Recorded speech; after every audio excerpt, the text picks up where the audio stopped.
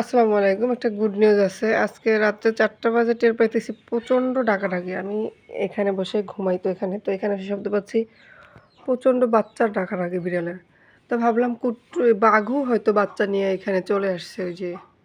তো এখানে গিয়ে দেখি যে আসলে কি হইছে। হয়তো বাঘও বাচ্চা নিয়ে এখানে চলে আসছে। তো ওইখানে বাঘও না, ওইখানে কুট্টুস। তার মানে কালকে রাত্রে কুট্টুস বাসায় আসে নাই। আর বাসায় আমি ডাকাডাকি করছি রাতে 10টা বাজেও, সুন্দরী আসে নাই, কুট্টুসও আসে নাই। ব্যাপার কি? কিন্তু ওইখানে ওই যে কুট্টুসের মতো দেখা যাইতে আছে, আর বাচ্চারও ডাকাডাকি শুনতেছি। তার মানে কালকে রাত্রে উনি এইগুলা। মাশাল্লাহ, মাশাল্লাহ, বাচ্চাগুলোর কালারটা কি সুন্দর। এই তুই তুই ওইখানে কেন? আমি দেখতে পারি না কেন? তুই ওইখানে কেন? বাচ্চা নিয়ে ওইখানে কেন? তুই বাসায় কি জায়গা ছিল না? হ্যাঁ ছিল, তাহলে ওইখানে কেন? তুই এইখানে রাত্রে বৃষ্টি হয়েছে না? আমি রাত্রে বৃষ্টির পানি পড়ার শব্দ পেয়েছি অল্প অল্প। ও এত জায়গা থাকতে এই বাসায় রান্নাঘরের চালার উপর এসে বসছে। এখন এই বাচ্চা আমি কীভাবে নাম? ওই যে কী সুন্দর করে বাচ্চাগুলো ঘুরতেছে, একটা লাল, একটা কি সুন্দর সাদা সাদা।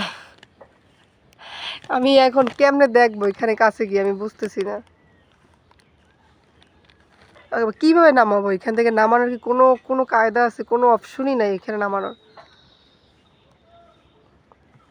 এইখানে গেল ও এত জায়গা থাকতে, কালকে সন্ধ্যার পর থেকে ওকে দেখি নাই। ও এত চঞ্চল ছিল কালকে সারাদিন, কোনোভাবে বুঝতে পারি না যে ওর বাবু কালকে রাত্রে হবে।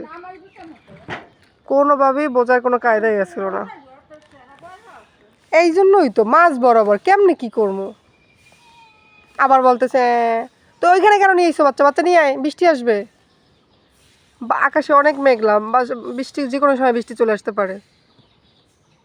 চলে আয়। আমি কি ওইখানে কোনোভাবে এই পায়ে ব্যথা নিয়ে উঠতে পারবো? হুম,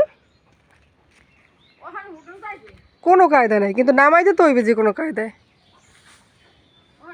কীভাবে নামাবো? টেনশনের ভিতরে পড়ে গেলাম।